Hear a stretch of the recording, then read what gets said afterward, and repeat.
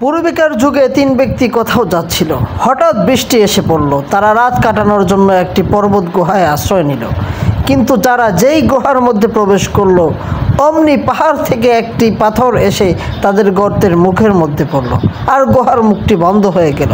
তারা স্থির করলো, এখন তাদের আর করণীয় কী আছে। পরামর্শ করে তারা সিদ্ধান্ত নিল যে তারা তাদের নেক আমলকে ওসিলা বানিয়ে আল্লাহর কাছে দোয়া করলে এই কঠিন বিপদ থেকে তারা মুক্তি পেতে পারে। তাদের একজন দোয়া করলো, হে আল্লাহ, আমার পিতামাতা অত্যন্ত বৃদ্ধ, আমি আমার পরিবার পরিজনের আগেই তাদেরকে দুধ পান করাতাম। একদিন আমায় জ্বালানি কাঠের সন্ধান অনেক দূর চলে যেতে হলো। আমি যখন রাতে বাড়ি ফিরে এলাম, তখন আমার পিতামাতা ঘুমিয়ে পড়েছিলেন। আমি দুধ নিয়ে যথারীতি তাদের কাছে গিয়ে দেখি তারা ঘুমিয়ে পড়েছে। তাদেরকে জাগিয়ে তোলা আমি সমীচীন মনে করলাম না। আবার তাদের খাওয়ার পূর্বে পরিবারের লোকদের দুধ পান করানোও সঙ্গত মনে হলো না। আমি দুধের পেয়ালা হাতে নিয়ে রাত ভোর পিতামাতার কাছে দাঁড়িয়ে রইলাম। তাদেরকে ঘুম থেকে জাগিয়ে তোলা আমি সঙ্গত মনে করলাম না। এদিকে বাচ্চারা আমার পায়ের কাছে বসে ক্ষুধায় কাতরাচ্ছিল। এ অবস্থায় সকাল হয়ে গেল এবং তারা ঘুম থেকে জেগে উঠলেন। আমি তাদেরকে দুধ পান করালাম। হে আল্লাহ, আমি যদি এই কাজ শুধুমাত্র আপনার সন্তুষ্টি অর্জনের জন্য করে থাকি, তাহলে আপনি আমার জন্য এই পাথরকে সরিয়ে দিন আর রাস্তা করে দিন, যাতে করে আমরা বের হতে পারি। যখন প্রথম লোকটি এই দোয়া করলো, তখন আল্লাহ পাক রব্বুল আলামিন সেই পাথরটিকে কিছু অংশ সরিয়ে দিল। তারা সেখানে আলো বাতাস পেতে লাগলো এবং দেখতে পেল যে কিছুটা গুহার মুখ ফাঁকা হয়ে গিয়েছে। প্রথম ব্যক্তির এই দোয়ায় পাথরখণ্ড কিছুটা দূরে সরে গেলেও তা থেকে কেউ বেরিয়ে আসতে পারছিল না। দ্বিতীয় আরেক ব্যক্তি বলল, হে আল্লাহ, আমার এক চাচাতো বোন ছিল। আমার কাছে তাকে দুনিয়ার সবচাইতে বেশি সুন্দরী বলে মনে হতো। তার সাথে আমার অসামান্য ভালোবাসা ছিল। পুরুষ নারীকে যতটা ভালোবাসতে পারে, আমি ঠিক ততটাই তাকে ভালোবাসতাম।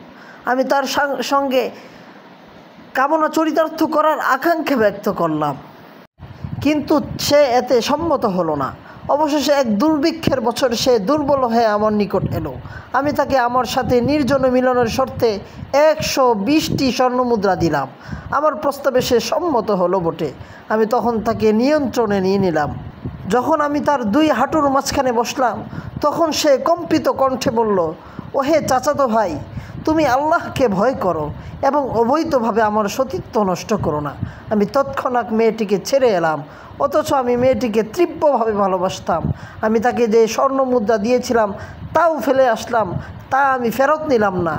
হে আল্লাহ, আমি যদি এই কাজটি তোমার সন্তুষ্টির জন্য করে থাকি, তাহলে এই বিপদ থেকে আমাদেরকে মুক্তি দান করো। এই দোয়ার এর ফলে পাথরটি খণ্ডটা আরও কিছুটা সরে গেল, কিন্তু এতেও তারা বের হওয়ার উপযুক্ত হলো না। তৃতীয় ব্যক্তিটি বলতে লাগলো, হে আল্লাহ, আমি কয়েকজন শ্রমিককে কাজে লাগিয়েছিলাম। আমি তাদেরকে যথারীতি পারিশ্রমিক দিতাম, কিন্তু একজন শ্রমিক তার পারিশ্রমিক কম ভেবে তা না নিয়েই চলে গেল। আমি তার পারিশ্রমিককে ব্যবসায় নিয়োগ করলাম।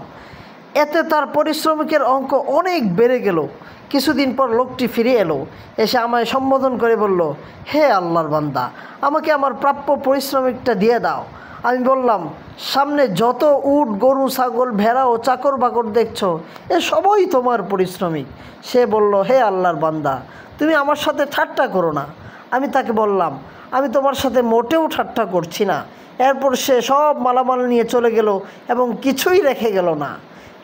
হে আল্লাহ, আমি যদি তোমার সন্তুষ্টির জন্য এই কাজ করে থাকি, তাহলে আমার থেকে এই বিপদটা দূর করে দাও। এরপর গুহার মুখ খুলে গেল। তারা 3 জন সেখান থেকে বেরিয়ে আসতে পারল। এই ঘটনা থেকে আমাদের শিক্ষা হলো যে আল্লাহ পাক রব্বুল আলামিনের কাছে বান্দা যখন কোনো ভালো আমলের উসিলা দিয়ে দোয়া করে, আল্লাহ পাক রব্বুল আলামিন তার থেকে সেই বিপদকে দূর করে দেন। এই ঘটনাটি বর্ণিত হয়েছে বুখারী এবং মুসলিম শরীফের মধ্যে।